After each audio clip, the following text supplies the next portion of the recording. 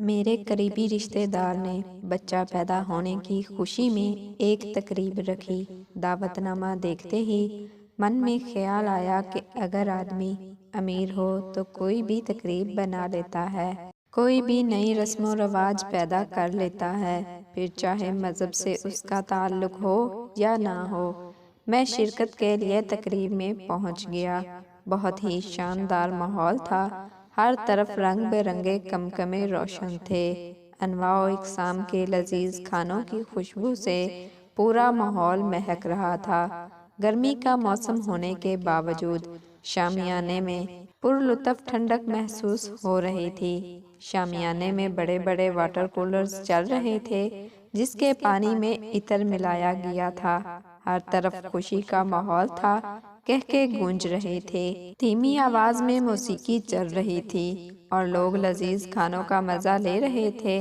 ہر فرد اپنی مستی میں مست تھا، ہر کوئی سرور و مسرت کے کیف میں ڈوبا ہوا تھا کہ میری نظر اچانک اس غبارے والے پر پڑی جو باہر شامیانے کے کونے پر غبارے کے لیے اس امید میں کھڑا تھا کہ شاید یہاں اس کے کچھ غبارے بک جائیں تو آج اس کا بھی چولہا جل جائے۔ میری نظر بار بار اس کے چہرے پر ٹک جاتی۔ عجیب آس اور امید تھی، یا جیسے سوچ رہا ہو کہ کیا ہمارے نصیب میں یہ سب ہو سکتا ہے، کیا ہمارے بچوں کے نصیب ایسے ہو سکتے ہیں۔ اس کے چہرے کے اتار چڑھاؤ سے یہ سب صاف ظاہر ہو رہا تھا۔ وہ بار بار للچائی نظروں سے اس لذیذ کھانے کو دیکھ رہا تھا، کبھی کھانا تقسیم کرنے والے لڑکوں کی طرف حسرت بھری نگاہوں سے دیکھ رہا تھا۔ میری نظریں اسی غبارے والے پر جیسے جم سی گئی تھیں۔ اچانک ایک صاحب اس غبارے والے کے پاس پہنچے اور وہاں سے جانے کے لیے کہنے لگے۔ وہ بہت ہی سخت لہجہ اختیار کیے ہوئے اس غریب کو ڈانٹ رہے تھے۔ اس غریب کی آنکھوں میں آنسو آ گئے۔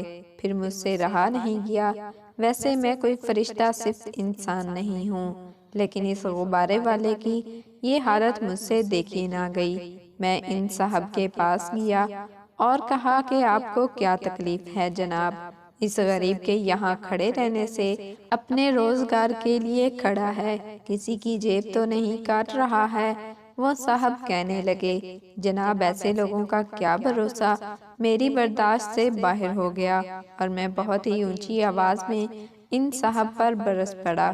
یہ سب دیکھ کر وہ غبارے والا ڈر گیا اور مجھ سے کہنے لگا، چھوڑے جناب، جانے دیں، میں ہی یہاں سے چلا جاتا ہوں۔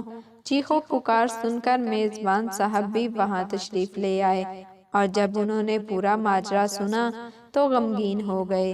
ان صاحب سے کہا کہ غبارے والے سے اور مجھ سے معافی مانگیں۔